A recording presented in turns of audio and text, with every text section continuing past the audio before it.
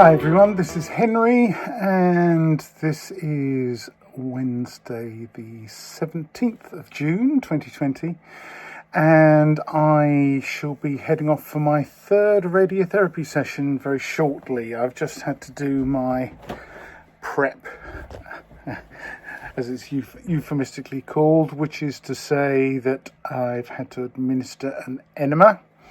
It's just a microenema. The thing's about that long. It's got a tube about that long, and you stick it up your backside, squirt in. I think it's something like a couple of teaspoonfuls of stuff. And depending on what the situation is with your nether regions at the time, it acts either almost immediately, as it did today. Didn't have time to leave the premises, as it were, or can take up to 10 or 15 minutes, as it did the first time. I think it took a bit longer. So anyway, there you are. That's the bit of unpleasantness you have to kind of get out of the way before you actually go to get a zap. Then what you do, you have to drink 500 millilitres, which is about 4 cups full. It's about a pint, basically. It's about a pint of water. Basically pretty much exactly half an hour before your actual scan time. So my actual scan time is scheduled at 4:12 p.m. every day. So 18 minutes to 4, I have to finish drinking. You have to drink it all within about 5 minutes. You know, you don't spread it out, you drink it all within 5 minutes. So that when you get there, your bowel is empty and your bladder's full, because that kind of shoves your prostate into the right position, and makes it easier for them to administer the radiotherapy, and also reduces the chances of you getting irritable bowel syndrome, that kind of stuff.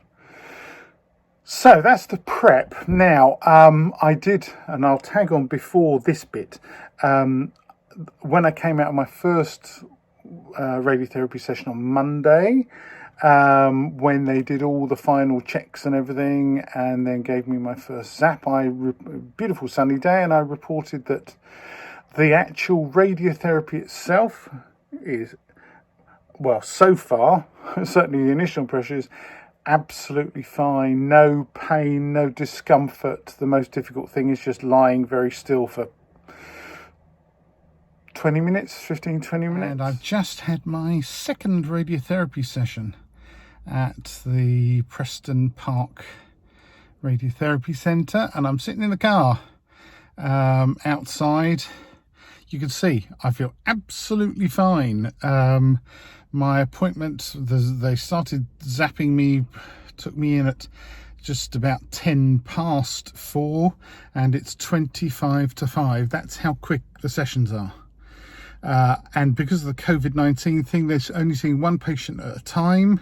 So I'm the only person here, and I'm the last person here because, bless their hearts, they listened to me and gave me the last appointment in the day, which is tremendous, a huge help. So I've been able to actually get a bit of work done today, in amongst all the various preparation routines and what have you.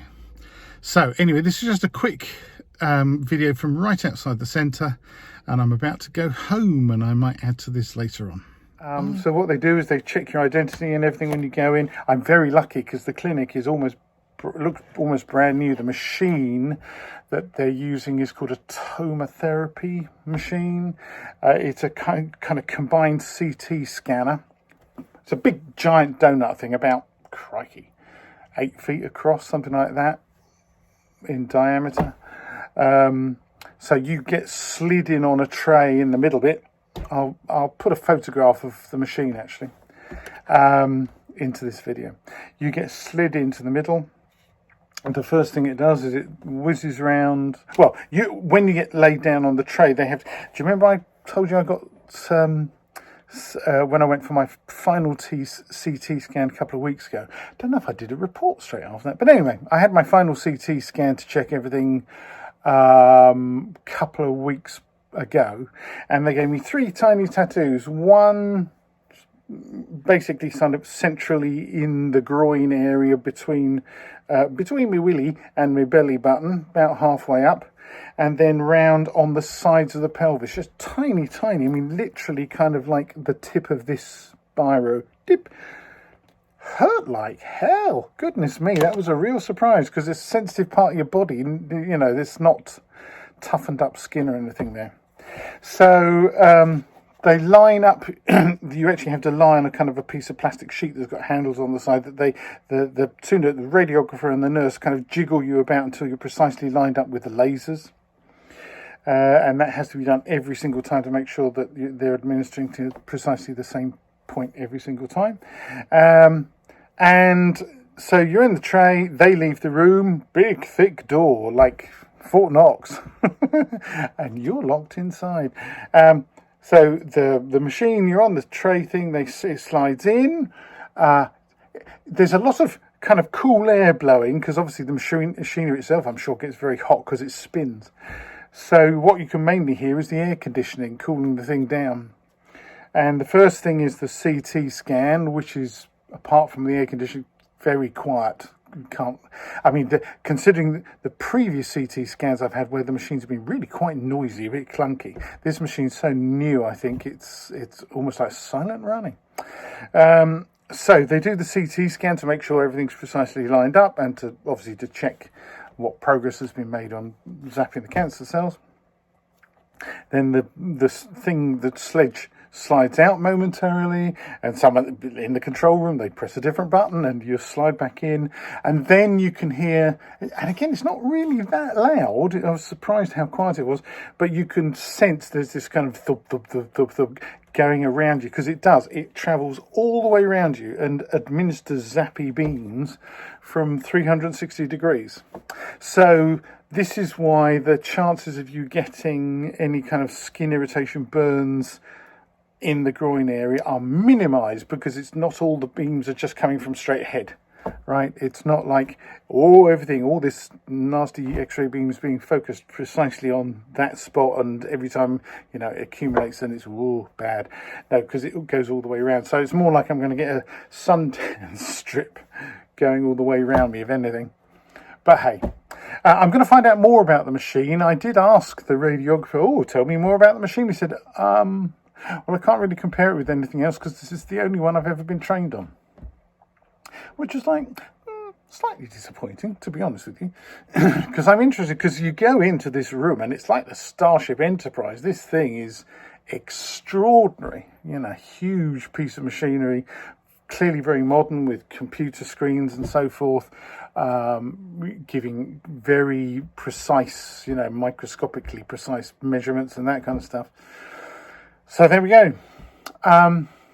So I can report that, having had 2 sessions, about to have my third, and I'm keeping an eye on my watch, and I need to stay hydrated. So even though I'm going to drink another 500 mils, I've got to keep drinking, so that 500 mils that I drink does go straight to my bladder, doesn't get absorbed by the rest of me.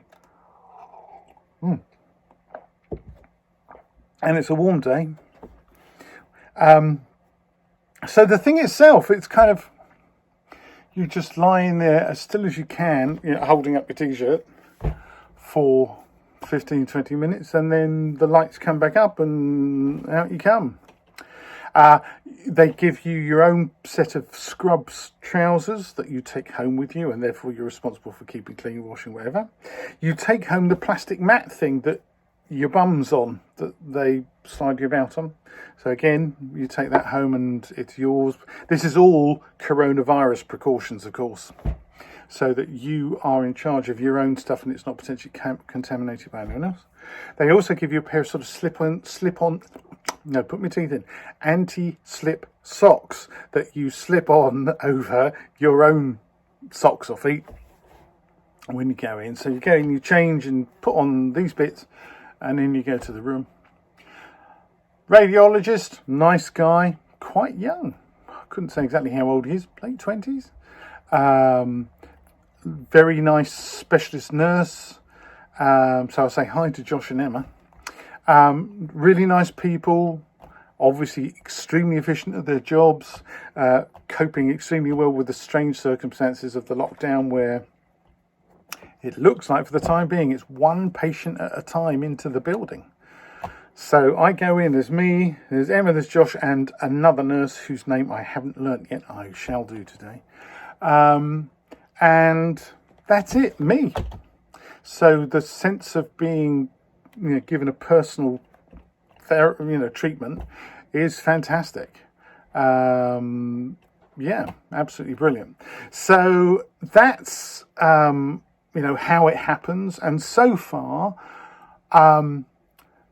the only kind of ill effects, if you like, giving yourself an enema every day, it's not pleasant, because effectively it's like, hey, give yourself diarrhea at the same time every day.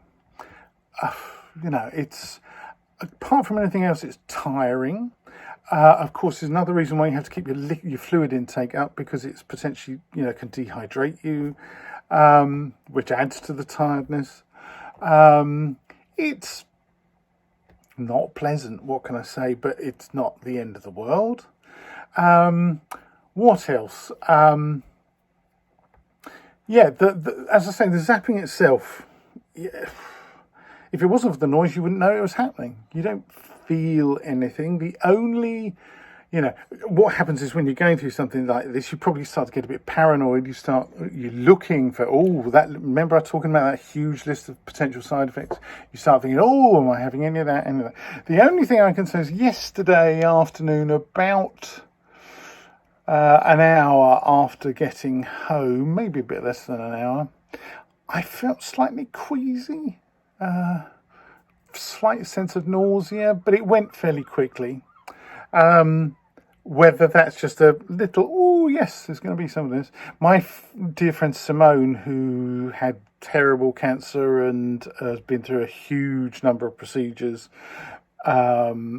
which, it's private to her, but she, bless her heart, she's survived some bloody awful stuff. She's mentioned the nausea thing as well as a cancer survivor, and she's recommended ginger biscuits and various other gingery things. Apparently gingery things are good for nausea. I'm being careful because I'm type 2 diabetic, so I shouldn't eat too many sugary things. But I have treated myself to some McVitie's ginger nuts and some of those little Belgian speculoosy biscuits you have with coffee, which technically they're not ginger, they're cinnamon, but they're really nice.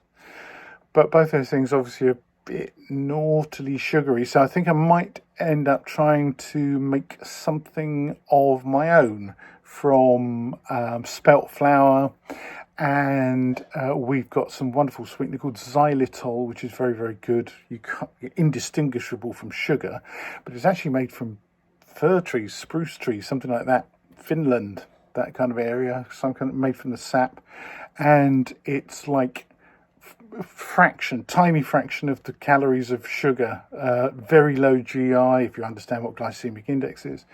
Great stuff, and you can buy it in big kind of kilo bags, order it online, buy it at good health food stores. Much better than all the other alternatives. I find stevia, for example, has got a slightly funny aftertaste. And obviously there are other artificial sweeteners like aspartame or aspartamine, or however you pronounce it, Canderel, that kind of thing, which again, there's still a lot of debate about, are they harmful, are they not? Whereas xylitol, it is fine. Highly recommended. Xylitol with an X, XY, xylitol, which sounds like some sort of chemical compound, but is not. I do assure you, it comes from trees. So anyway, here I am. It's 3:20. So in about, just under 15 minutes time, I'm going to have to glug down half a litre of water and head off. Unfortunately, the clinic is only a few minutes down the road in the car, so you get there, you call them from the car outside to say, I'm here. This is all because of coronavirus. You don't just walk into reception, you warn them that you're there, and they'll come out when they're ready to bring you in. And again, fortunately, the weather's been absolutely glorious. I mean, I'm here up in the loft in a t-shirt. It is really warm. I turned the fans off so I could make this video without it being too noisy. So that's where we are, folks. So 2 zaps down, 35 to go. My last one is on 4th of August. That's when it's scheduled to be, the last one, 4th of August. So it's just a matter of, I'll keep you updated. You know, if I start noticing that, oh yes, that's definitely a side effect, gives me something to report on, I'll let you know. If the clinic says, oh, Mr. Hyde, we've detected a major change or something, I'll let you know. But it's now just an endurance thing.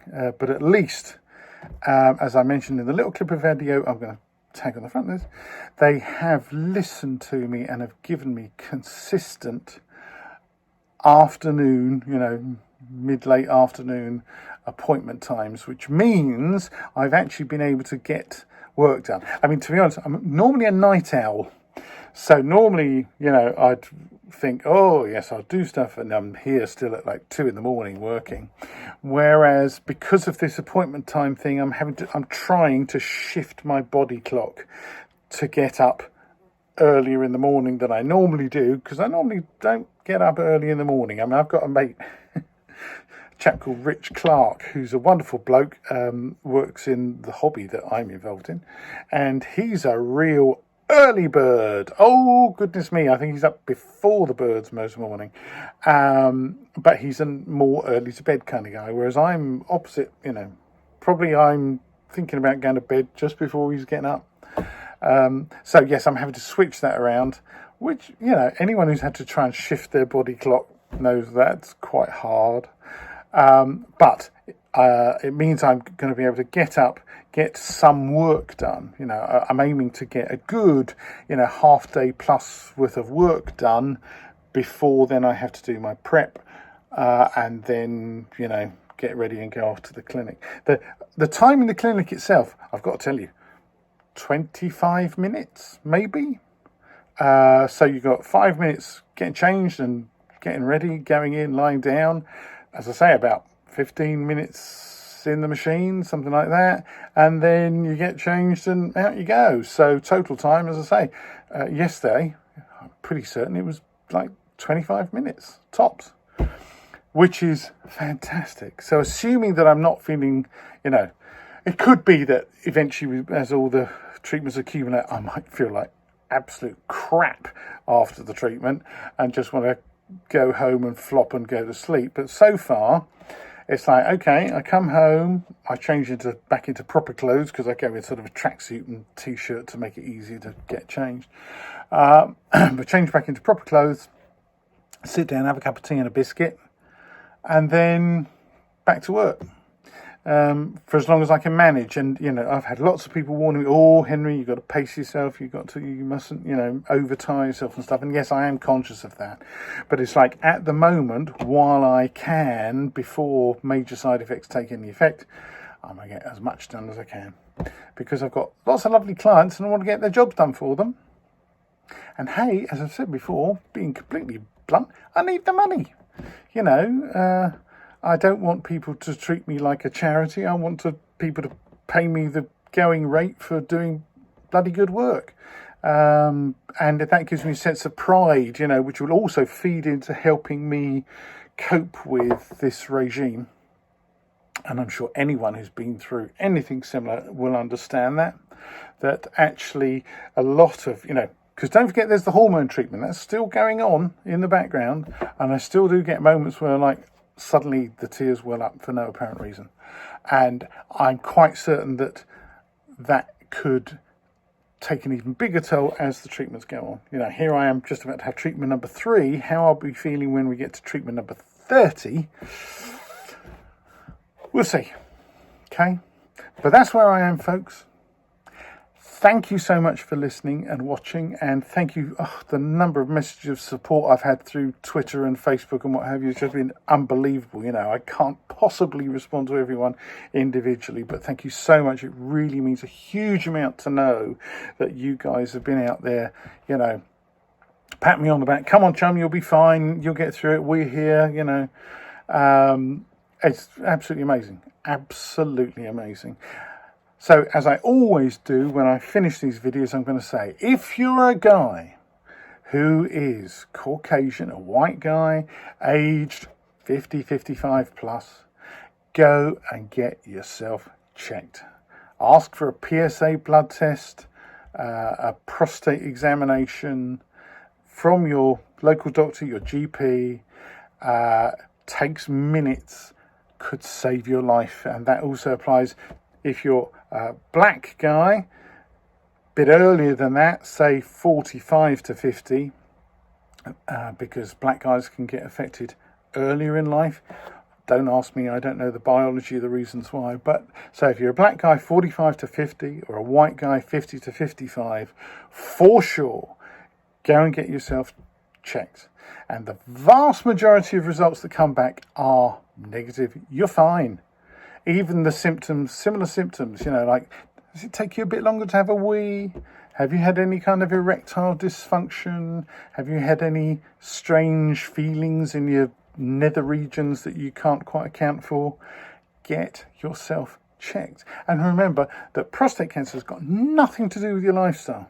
It doesn't matter whether you're gay, straight, black, white, Asian, does not matter. Nothing, affects it. It's just a thing that can happen to you. Okay?